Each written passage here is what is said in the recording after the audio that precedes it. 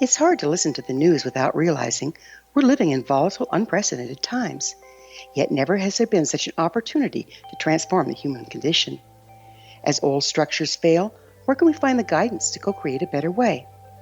Find Your Path Home is an ever-evolving, leading-edge information, education, and healing resource center designed to support and guide you on your path to unity and enlightenment.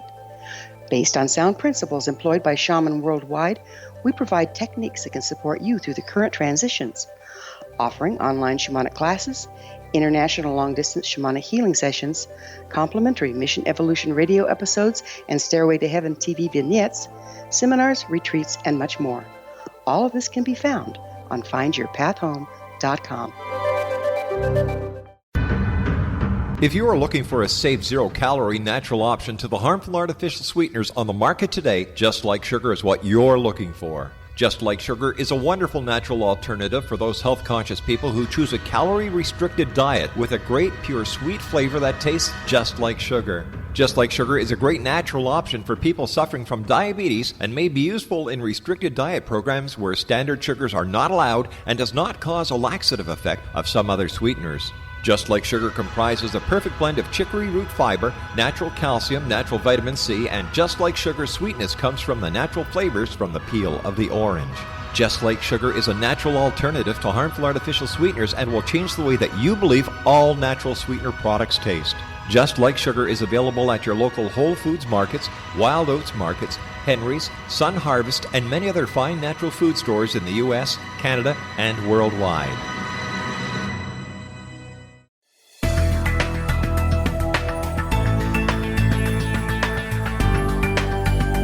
Do you think you have energy problems in your home?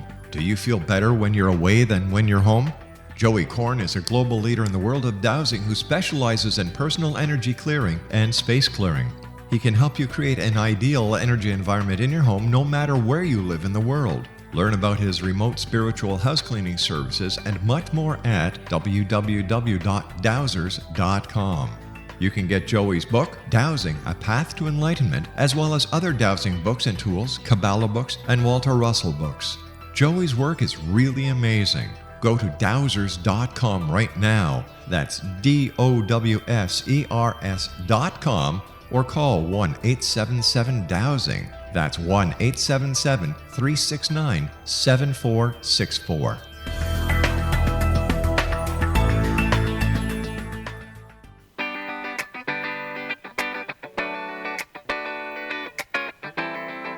Welcome to the Connecting with Coincidence radio show with Dr. Bernie Beitman, MD, bringing together the world's synchronicity experts to help you use meaningful coincidences to develop spiritually, psychologically, and practically. For more information, put Connecting with Coincidence into your web browser to find the book, website, Psychology Today blog, YouTube channel, and Facebook page. And now, here is the host of the Connecting with Coincidence radio show, Dr. Bernie Beitman, MD. Welcome to Connecting with Coincidence. Yes, I am your host, Dr. Bernie Beitman, MD, and welcome particularly to Vazgan, one of our very loyal listeners, as well as you new listeners. Let me know what you think about this program and how it stimulates you. Today we will talk with a world parapsychologist expert, Etzel Cardeña, about how parapsychology has influenced modern art and human consciousness. I am initiating the Coincidence Project with my colleague Julia Trail. Our vision is to encourage you to tell your coincidence stories to your friends and your family and to post them on your social media.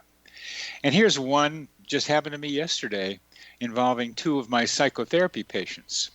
One was an Asian young woman living in America who wants us all to be anti-racism.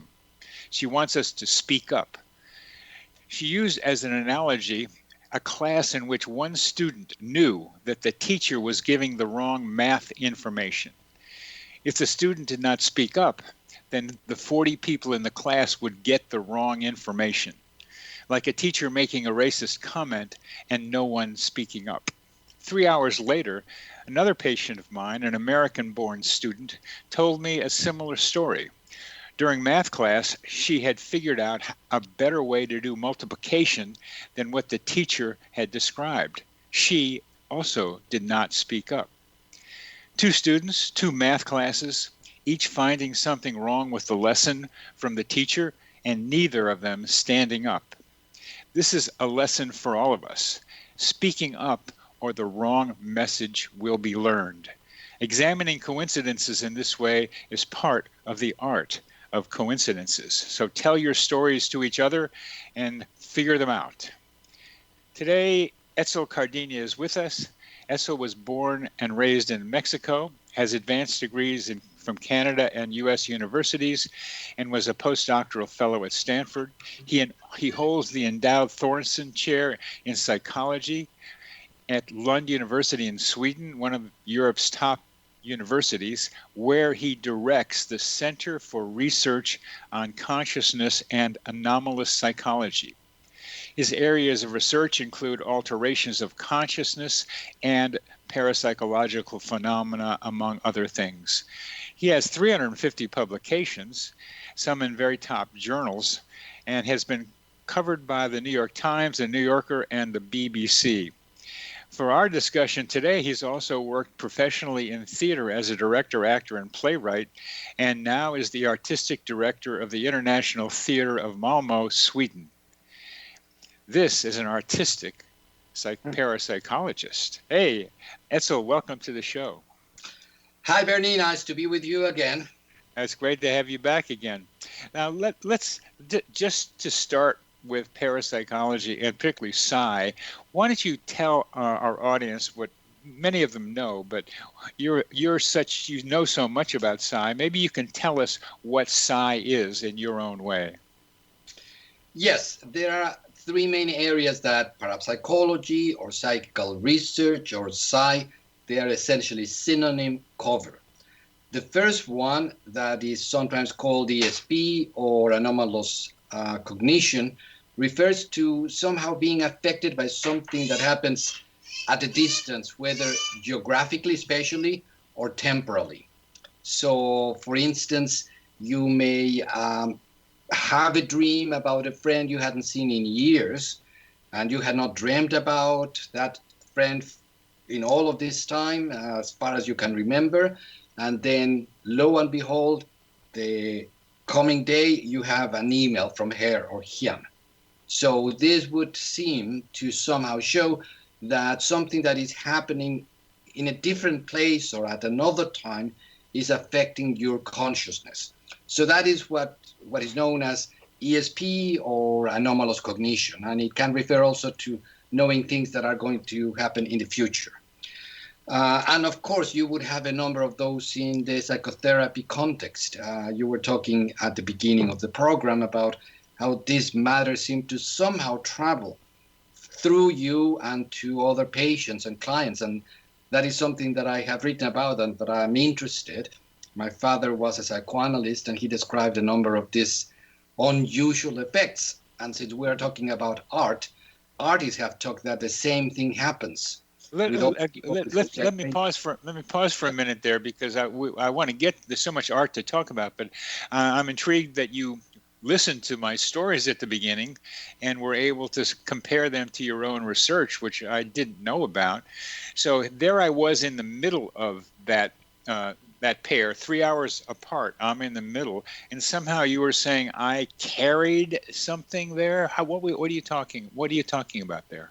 Well, we do not have, I think, a good way of talking about these matters. I do not think it is a matter of carrying any kind of electromagnetic waves or telepathic waves. Yeah. And I think it doesn't work that way, because the information seems to somehow affect another person, even if that person is in a circumstance in which electromagnetic waves would be blocked. So It is not that way, but somehow you are being affected. And I have similar examples from as a teacher, where all of a sudden and I mentioned this in a publication, an idea comes to me as I am lecturing on something I have talked about before, and I give an example using a company that I had never talked about before, and say, well, if you went to, let's say, interview to Tetra Pak and you said that you heard voices, you would not be hired. And then at the end of the class, a student comes to me and said, well, how did you know that happened to my friend? And my reply was, of course, I had no idea. Now, this is such an important thing you're saying there, because I've heard a number of stories like that in which the teacher, we'll call it a speaker, can be in a conference, is saying something that someone in the audience is also thinking. And that suggests to me that there is a group mind created, at least temporarily, in that setting where information gets transferred through this group mind in ways we have yet to understand. Correct. Yeah, that somehow we are porous, we are open. Even though in the West we tend to think of humans as being individual beings, there are other traditions and data from research that would just say, no, that's not how it is. And it happens in a number of contexts. And the classroom is a major place in which these things happen.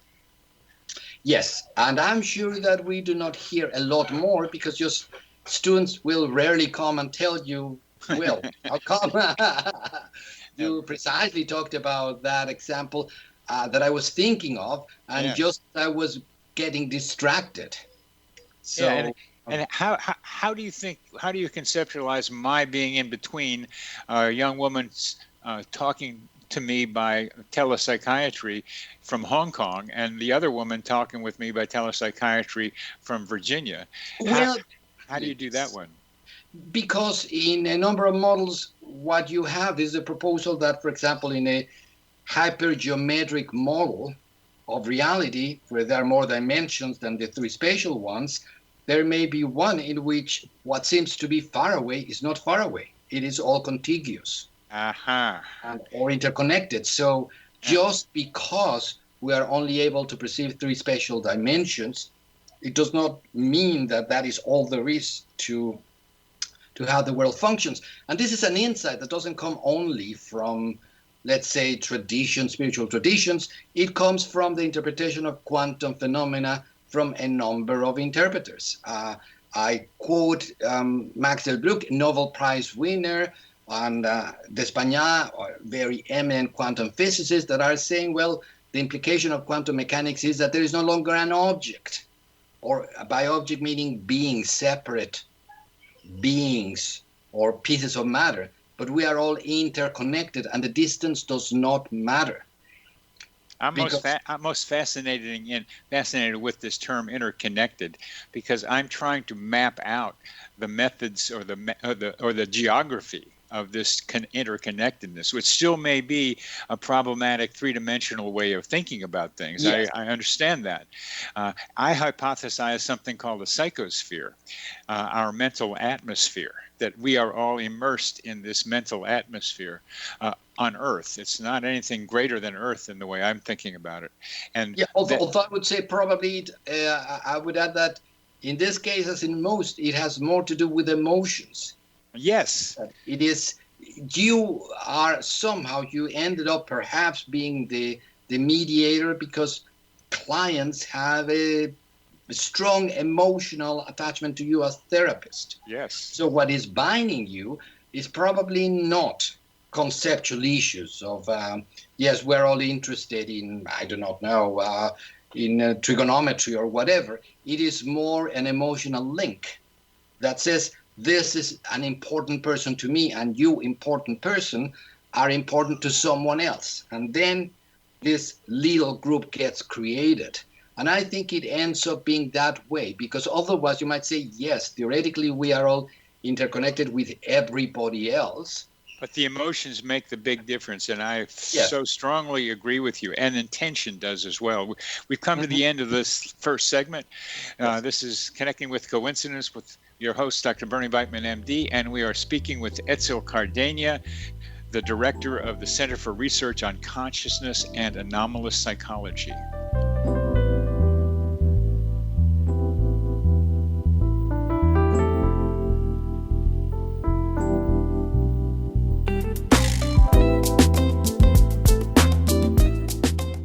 How would you like to be able to read other people's minds? Well, the next best thing is here. When you know how to read a person's name, you know how the person thinks, feels, and behaves. Each letter in our name holds a key to unlock our true essence. Our name contains both our gifts and challenges in this lifetime. Mnemology science discovers personality secrets hidden in the placement of the letters of our names, including the first and last impression people remember about us. Sharon shows us how to interpret the arrangement of letters as outlined in her book, Know the Name, Know the Person. Sharon Lynn Wyeth created mnemology science after 18 years of research and testing her theories, and has supported thousands of people around the world in understanding themselves and others better. You'll enjoy Sharon's unique teachings as she shares her system to learn the gifts behind your given birth name. Even if you don't like your birth name, there are jewels in this book. If you're thinking of changing your name, ready to name your child, or wanting to get along better with others, this is the book for you.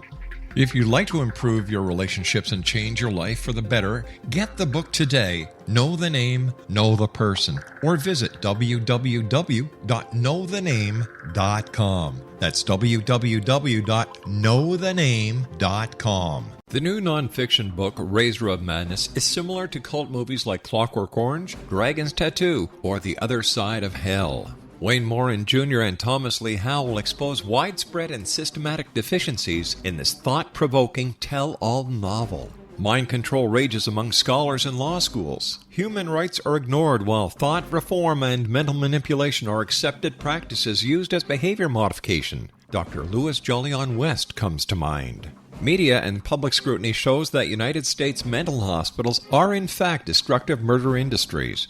Razor of Madness expose novel details this epidemic through an in-depth professional and personal investigation. For decades, there has been a revolving door policy that still releases killers and pedophiles back into society. The maestro of mind control continues to haunt America to this very day. Razor of Madness is available in paperback or as a downloadable ebook at Amazon.com.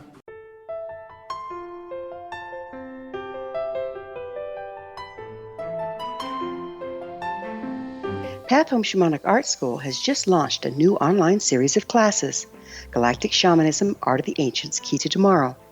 In these classes, composed and taught by Path Home founder and director Gwilda Wiyaka, you'll learn practical shamanic skills to support your daily life, such as how to build a medicine wheel to access the power of the earth, perform a shamanic journey, create sacred space in which to live and work, empower your life with totem animals, elementals, and fairy folk, and learn the art of accurately reading signs and omens. These tried and true skills are the key to living a powerful, productive life. Visit us at findyourpathhome.com to see the ever-growing collection of classes and leading-edge information to support you during these times of uncertainty and transition. All can be found at findyourpathhome.com.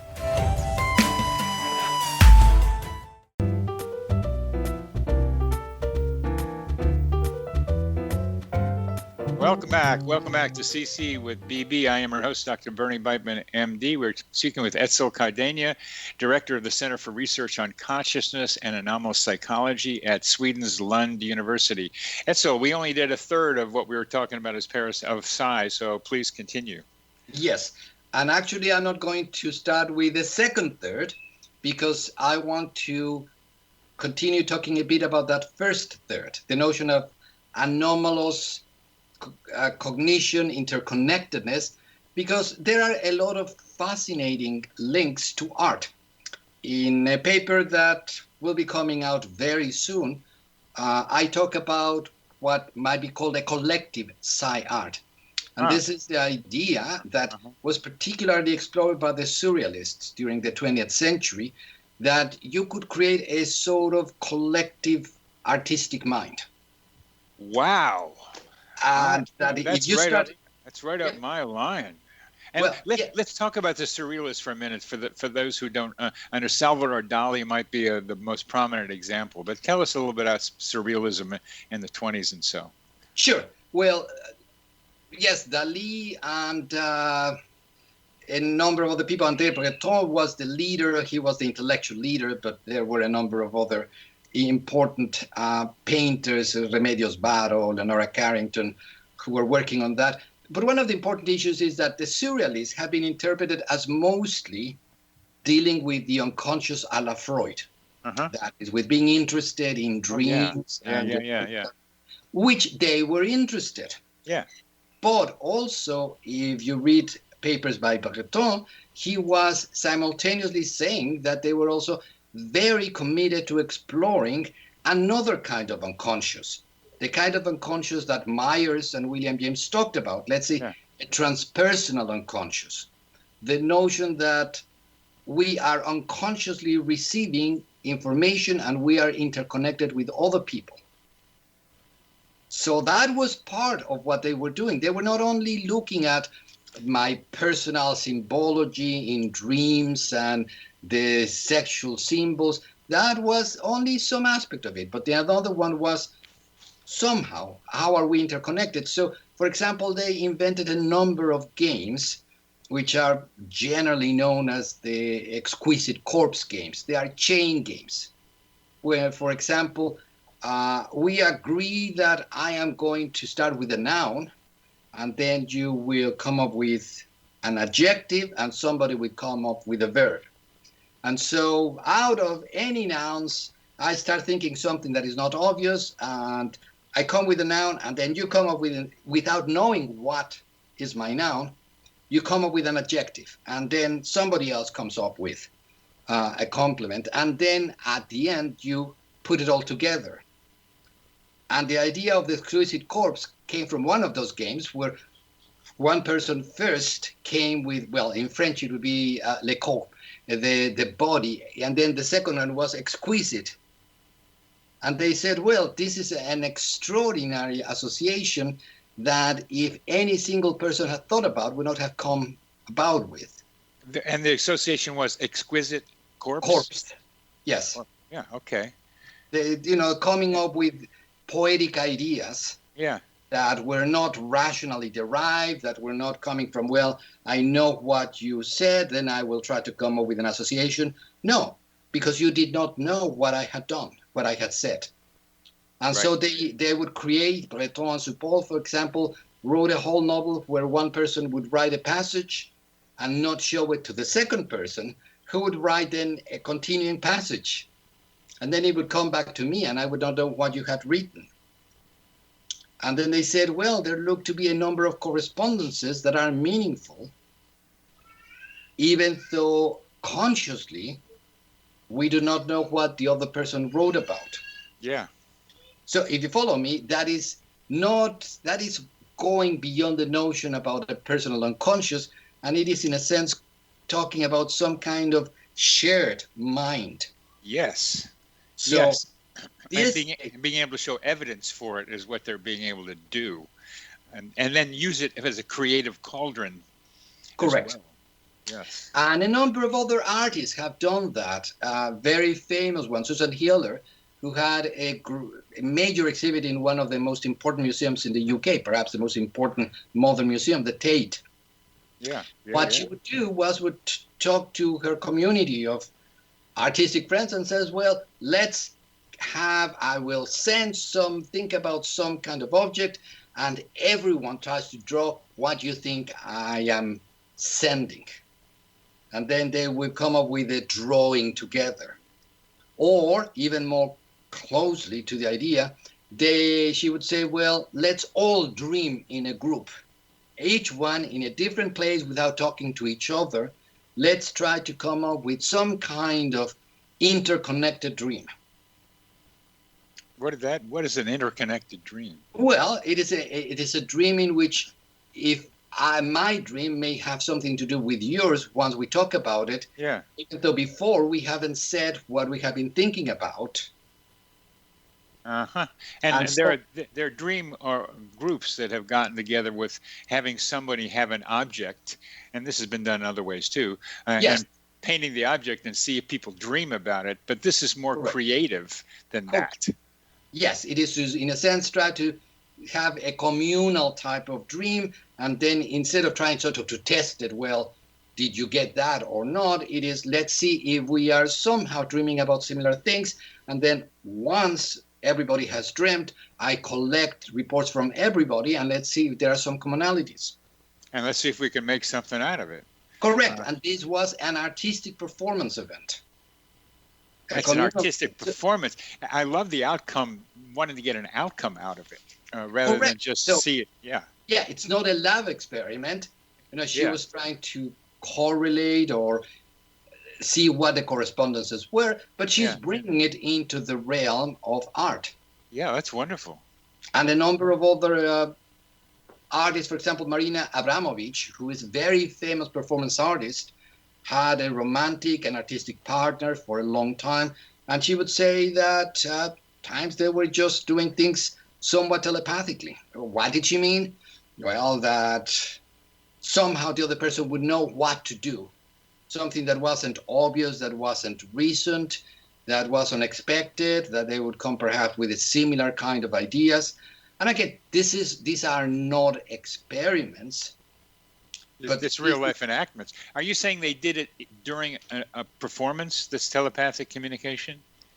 No, it was more what Marina Abramovic was talking about more was in the creation of what they were going to do next. So they were each working on their next performance. Correct. And then like with your dreaming, coming up each on its own for what to add to it. Like, you've been saying almost the same thing in wonderfully different contexts where people are joining together without thinking about what they're doing and just seeing what comes up that might fit together. And then somehow things seem to correspond with each other, and they are not obvious associations. And they're not such obvious associations. At least that's how they experience it. So, yes. And yesterday I sent out an invitation to two people to join me in creating a working group, whatever we call it, a fun group. It's going to be more than just work, to imagine the Coincidence Project, the vision of which is to have people tell stories like we're talking about with each other. And so one person that I invited came back right away, and the other person sent me an email, but it wasn't about what I'd asked. It was about the future of the world that he was imagining, not the future of the Coincidence Project. And the timing of it was right when I had sent him, right after I'd sent him the email inviting him to the Coincidence Project. So there was some way in which he was tuning in to us, but it was an indirect way rather than responding directly. Yes, and I think a lot of these phenomena, that's how they happen. And that is why, for instance, one of the effects that one finds in laboratory experiments are not that large, because we're trying to somehow rationally control the phenomena and make it happen on demand on a particular time at a particular place. And when we do these studies, we do find evidence for psi. It is from control experiment, but that's not how this phenomena happens in real life. It tends to be more like, I haven't been thinking of somebody for a long time. Suddenly I think about her, and boom, next day, email. Yeah, and we can't control for that. But I'm developing ideas about the situations that increase the probability of parapsychological, what I'll call coincident events, and emotion is so critical in all of them. And I'll tell you, if you talked about my theater background, and a lot of some of the strongest of this, what might be psi phenomena, occurred to me while doing very intense theater work in a group, where we are very emotionally connected. We are doing such strenuous physical activity, emotions are raw, and then somehow there is a strong link. And then I could say, at different times, okay, I felt that you were yesterday doing this, and it is right on the spot, and it was not something easily derivable.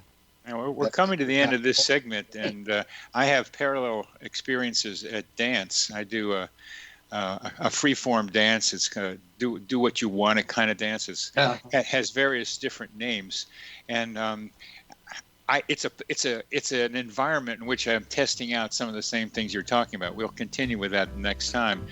You're talking with this is Connecting with Coincidence.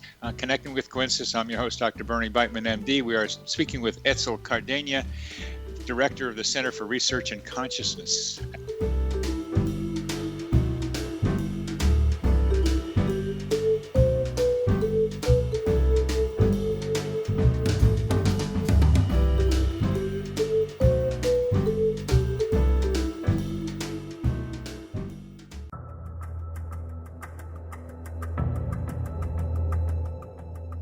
Modern Esoteric, Beyond Our Senses by Brad Olson, consummates the lifology story about where humanity originates. It is the lost continents, the primitive wisdom, the mythos of creation, and the rethinking of ancient history as we are taught in academia. There is much more to the story than what we have been told. As this is the first book in the Esoteric series, Modern Esoteric starts at the beginning of time and accelerates up to this modern age.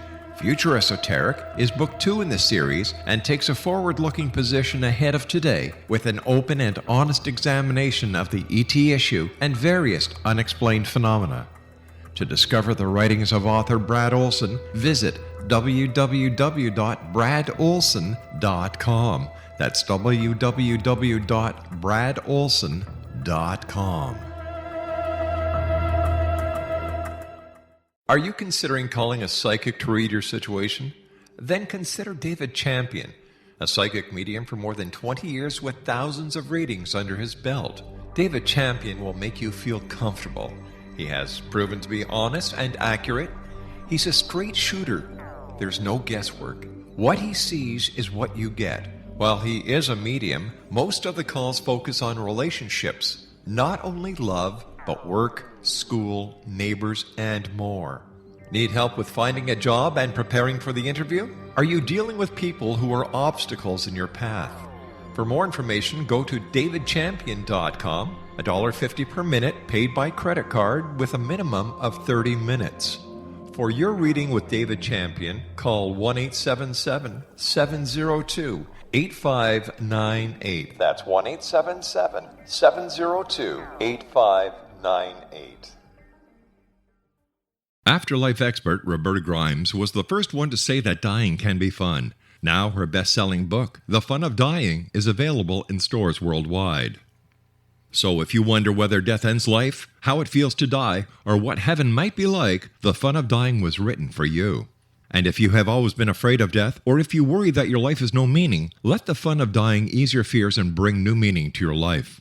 Nothing said in The Fun of Dying is based on the teachings of any religion. Instead, Roberta draws on evidence to explain how death happens, how it feels, and what comes next. A lot of the best death-related evidence was produced in the first half of the 20th century. When it is put together with recent discoveries, it tells a consistent and amazing story.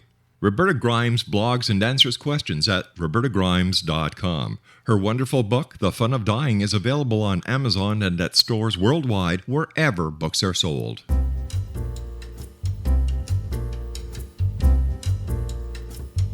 Hey, okay. Welcome back. Welcome back to CC with BB. I am your host, Dr. Bernie Beitman, MD. We're speaking with Etzel Cardeña, and boy, we're getting into some nice stuff. The group mind, Etzel. You were talking about what happens with you and others when you're doing artistic work, and when the emotions are high, you're tuning into each other. It's a lot like jazz improvisation. And I was telling you that I do dance improvisation of various kinds, and I love the group mind that forms, and I have missed it with the virus stopping us getting together. But last Saturday I went to the park and we did some dancing together, and it was so great to be back in that, whatever it is, that consciousness that's created by people improvising together. Mm-hmm. Yes, and I think psi probably occurs. We typically tend to underline the most dramatic things. When somebody dies, you were not expecting it, but you suddenly had a sense that something very important had happened to that person. Yes, we have many reports like that throughout history, but probably it also happens in just smaller things when people come up with the same movement, the same rhythm, the same riff, whatever it is, while playing jazz. And some of it may be just logical, predictable sequence from what they're doing, but sometimes it is not. Sometimes I thought if there was someone I wanted to dance with, I could telepathically ask them to come a little closer, and it would happen. Yeah, well, good luck, because I don't think, well, unless you become very good at it, and that's what magicians think, that they can become very good at it and control it. I think it happens more like it just occurs when there is something very strong, unexpected, and it lasts for a certain while, and you cannot maintain it beyond their length. No, you have to be able to do it at a time when it might be possible. Absolutely. I'll raise you one example. Good. It happened to me years ago, and it was as part of a theater workshop we were doing with a very important theoretician and director, Jerzy Grotowski from Poland. He came to work with our group in Mexico, and we were doing, sort of sensitivity kind of exercises. We were blindfolded, and we're moving around on very, very large space. And I remember as we are doing these different types of improvisation movements and so on, that we do it the first time, and then we lift the blindfolds, and I was just very close in front of the person, a woman whom I had never met. And I said, okay, that's fine. And then we do all the things, and there were dozens of us moving all around in a very large space that was both indoors and outdoors, moving all around in many different places. And again, there comes a time when we lift the blindfolds, and who is exactly in front of me? The same person. And I'm sure that she was not following me, and I was not following her. There was no way. You were just going in between bodies, crawling, going under, going above. And this happens not only 2 times, this happened 3 or 4 times. Oh, wow. And so I said, well, I don't know what it is. I never even knew her name, never saw her again. Mm-hmm. But I thought somehow, in some way, and there was no detectable colonial perfume or anything like that, but I thought in some way for these sets of exercises, we linked. You linked. And how do you understand that, Etzel? How do you understand that link? Well, for some reason, unconsciously, I was perceiving something that was common that I liked, and she was doing the same. And that's what it was. And it wasn't even a matter of knowing someone, because I had a number of friends there that I had connections with. Yeah. But here it was, who knows what? I never spoke to her. We never crossed a word. And yet, we did interact and communicate so deeply, repeatedly, during that set of exercises. And what was your feeling towards her, if you can say there was one? Well, I felt, yes, it's you. After the second time and more the third, I said, yes, we are. We sense, move somehow in a similar way. There must be something that is in common with us. That was it. I did not think, no feeling. No, like that. That's all cognitive, what you just said, but movement like that is very emotional as well. So what you just said was cognitive. I'm suggesting that there was some emotion between the two of you that was only there on the floor when you're moving. Yeah. But it was an emotion, and I'm asking you to see. Well, and I would say even before emotion, it was a somatic, a bodily kind of intelligence, if you will, a body kind of sense of internal sense.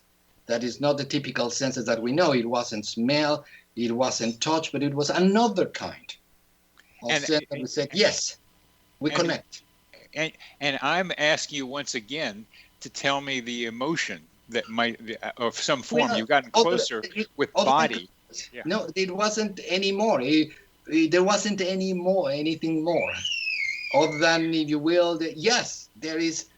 Well, of course, if you want to say it, it was joyful to know there is a connection, there is a link with someone, that goes beyond just something that is expectable, rational. It is a great surprise.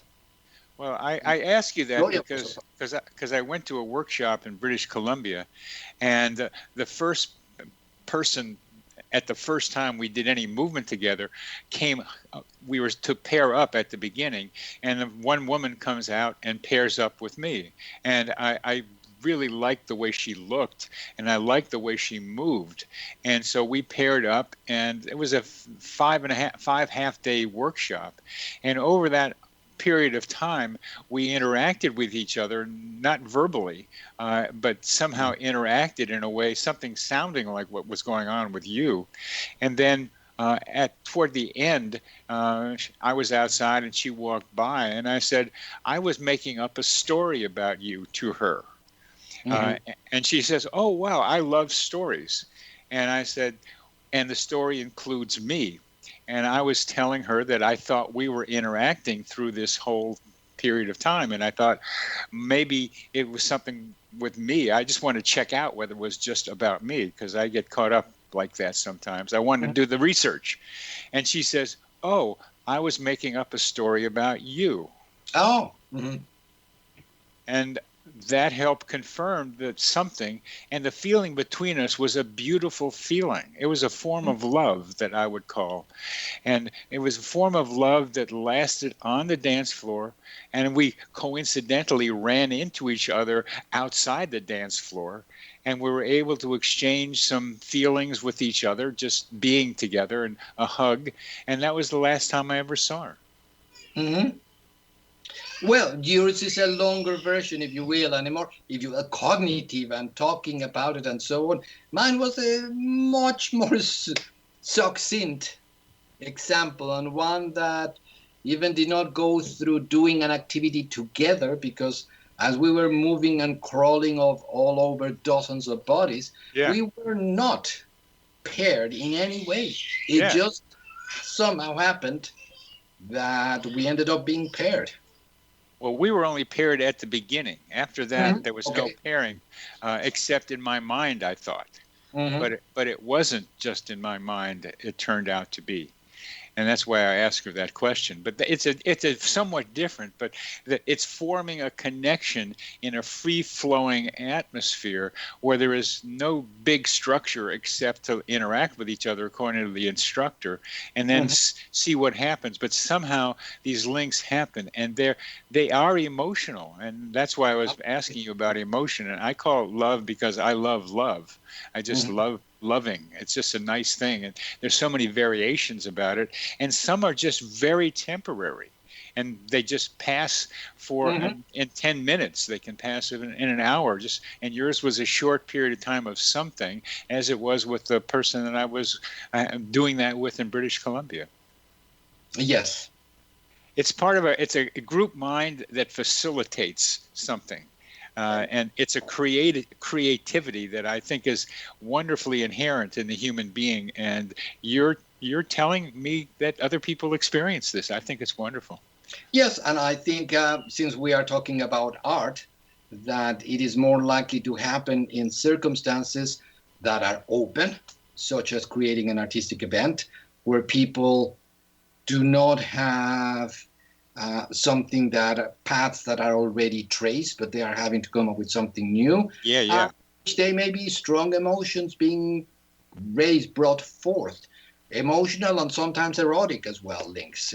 Certainly the surrealists were sort of mixing all kinds of desires and emotions and even ideas all over the place, and some of them were not the most constructive, but some of them remain very interesting to follow through. And I think some artists later on have continued having that kind of openness to saying, well, yes, we interact, we exchange ideas, but there may be another kind of link that is occurring when we are very close by.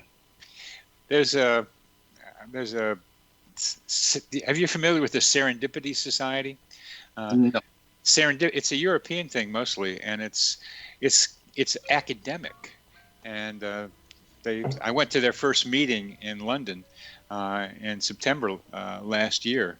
And in the next segment, I'll tell you more about it, because one of the researchers is doing serendipity and art in a way that I think you might find interesting. You're listening to Connecting with Coincidence. I'm your host, Dr. Bernie Beitman, MD. We are speaking with Etzel Cardeña, who directs the Center for Research on Consciousness and Anomalous Psychology at Sweden's Lund University.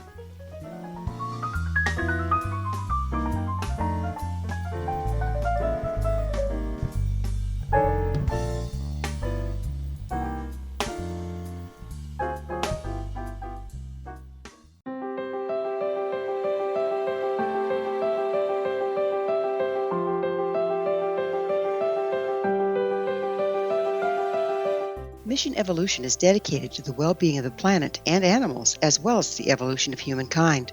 One major factor threatening all three is increasing toxicity. Heavy metals and other environmental toxins are poisoning our bodies, deteriorating our brains, blocking our spiritual connection, and shortening our lives. Yet these poisons are extremely difficult to remove. I'm Gwilda Wiyaka, and I recently became aware of a product created from the marriage of nature and nanotechnology called Vitality. It's formulated from zoolite, whose crystalline structure binds toxins, gently carrying them out of the body. The light is only as clear as the window through which it shines. Clear your body, shine your light into the world. Visit vitalityhappens.com for a 20% discount. Enter code PATHHOME.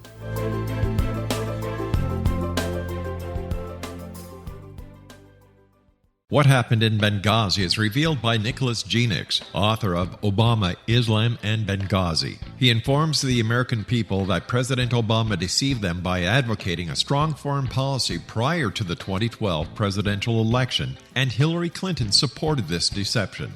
As the title infers, there is a connection between Obama, Islam, and Benghazi.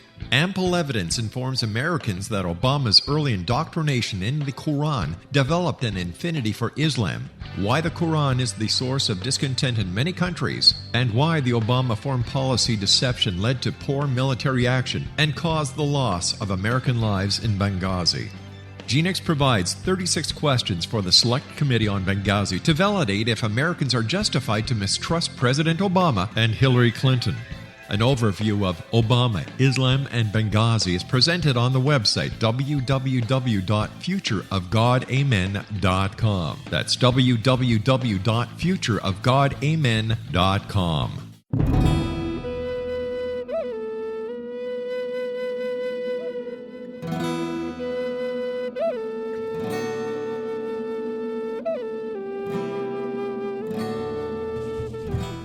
The ancients knew what we have forgotten. In order to be empowered by nature, one must be aligned with the way life works. We've become increasingly disconnected from the earth and her cycles, to our extreme detriment.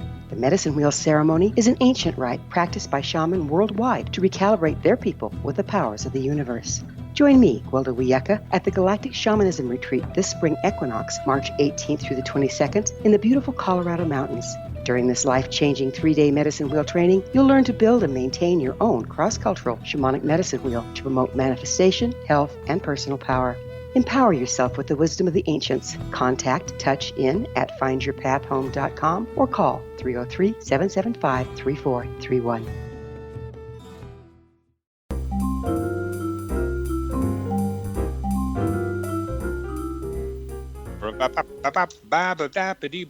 Welcome back to CC with BB. I am your host, Dr. Bernie Beitman, MD. We're speaking with Etzel Cardeña and artistic things and psi. And at the end of the last segment, I was mentioning the Serendipity Society, and one of the researchers in the Serendipity Society puts a camera on an artist as he is painting, and catches the details by which he uses serendipity to come up with new visual forms.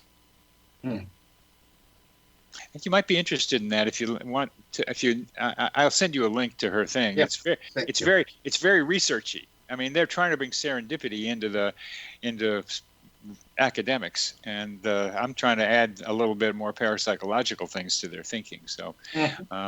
It'd be nice to have you make a little contact. And it's European and anyway. So we're going to talk more about art and parapsychology. Go ahead, please. Yes, thank you. And I just wanted to finally end with my definition of psi, because I have been talking about ESP or anomalous cognition. The two other things are what would be called anomalous force or perturbation, or what is called psychokinesis or telekinesis.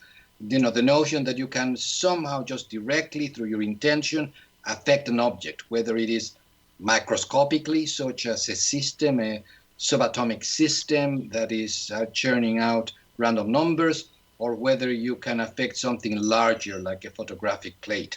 So the second part has to do with what is called psychokinesis research. And finally, the third aspect is to look at the possibility of survival. And please note that I'm saying the possibility of survival because even when there is information that seems to come from a deceased individual that would not be easily accessible, that would not be easily derivable from anybody's behavior, such as a medium giving you information about a long lost uncle that you did not even know, and then you go and check it and it is accurate. Even then, we cannot even be sure that it is a deceased person or somehow the medium was able to get information from someone who is alive. But nonetheless, this is the third part of research, of psi research, somehow looking at the possibility of whether some type of information may be coming from people who are no longer alive. So those are the three main areas. Now, I also wanted to talk a bit about individual using psi as an art object. And here I have a great quotation by Czech artist from the beginning of the last century, Kupka. And I have this quotation here. It says, "The artist could then make visible for the beholder the film of his rich, subjective inner world, making unnecessary the current labor of producing a painting or a sculpture." And his idea was generally that in the future, if we became a lot better at this, instead of a painter having to paint something, the painter would just transmit something directly to the audience. And you would have that image. Wow. Now, wow. Yeah. And he's not the only one who had that idea. Susan Hiller, whom I told you was a very important artist, said the same thing. The most adventurous form of art is direct mind-to-mind transmission of images and ideas. Oh, wow. Now, we are not even remotely close to having anything close to that, where somebody could send you that kind of information. But before you say there is nothing to it, I would send you to the research on what is called remote viewing, where a person may end up going to a different place that is chosen by random, that is not predictable, that may be very different from what would be expectable. And then somebody in another place is drawing the situation or the place that the first person is in, the geographic distance, location, the buildings around, etc.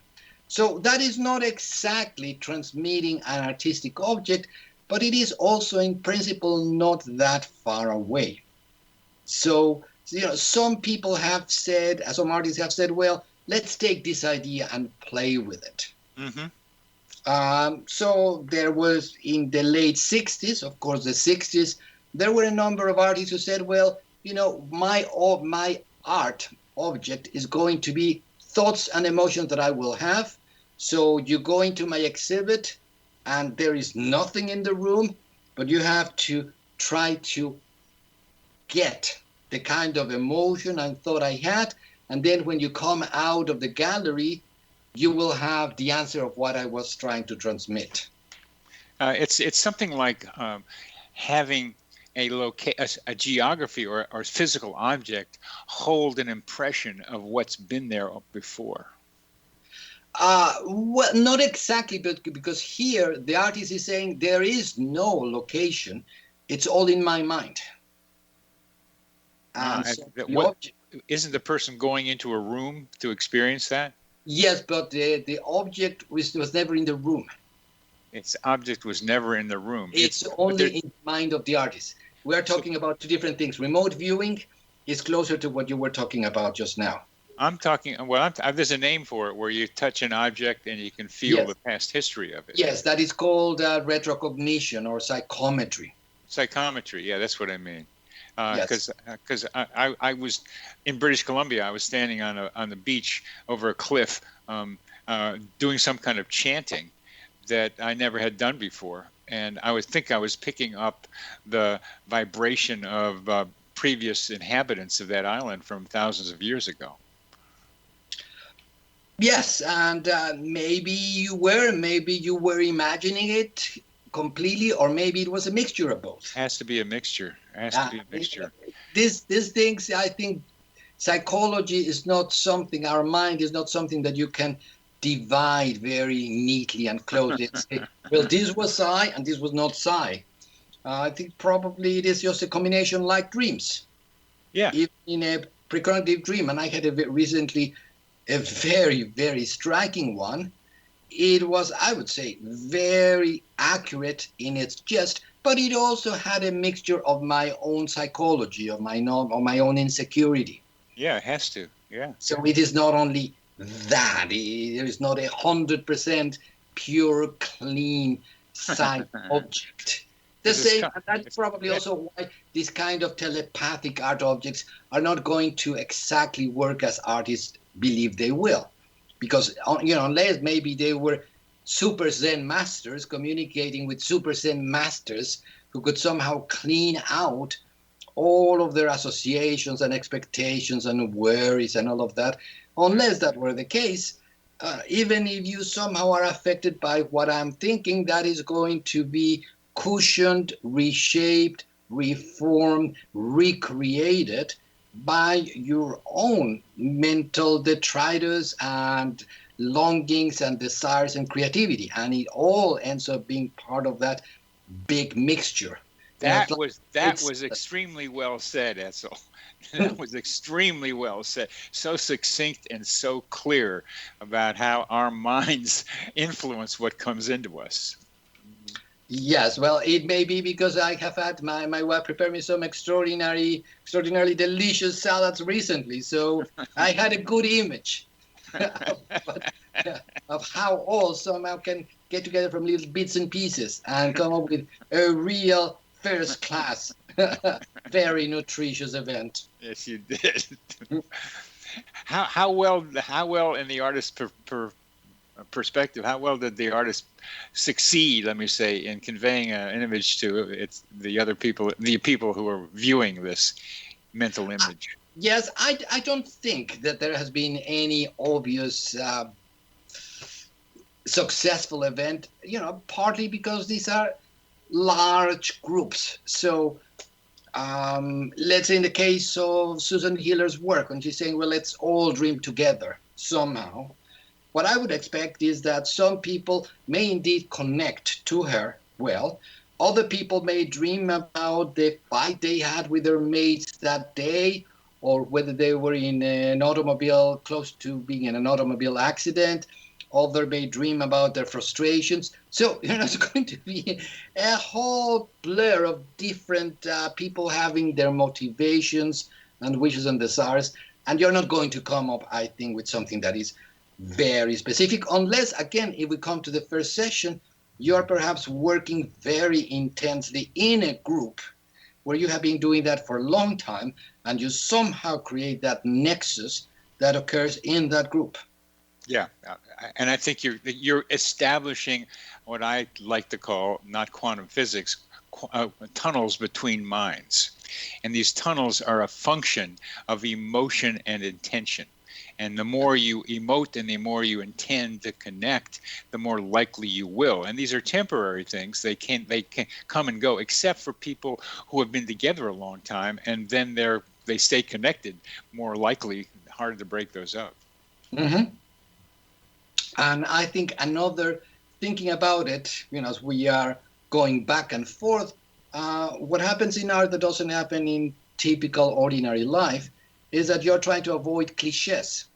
So if there is something new really coming from some other place, it's more likely to happen if you are searching and open for things that are not just the same, how things are said or spoken. So Oh yeah. We're coming to the end of our show, Etzel, and my ways of saying increasing the likelihood is high emotion, life challenges or transitions, and need. And these are very similar to what you have said, increase the likelihood of parapsychological, or what I'm calling generally coincidence events. Etzel, it's been a pleasure to have you on the show. Really. Same thing. Thanks, Bernard. Now, thanks for being with us, Etzel. You've been listening to Connecting with Coincidence. I'm your host, Dr. Bernie Beitman, MD. This is the X Zone Broadcast Network.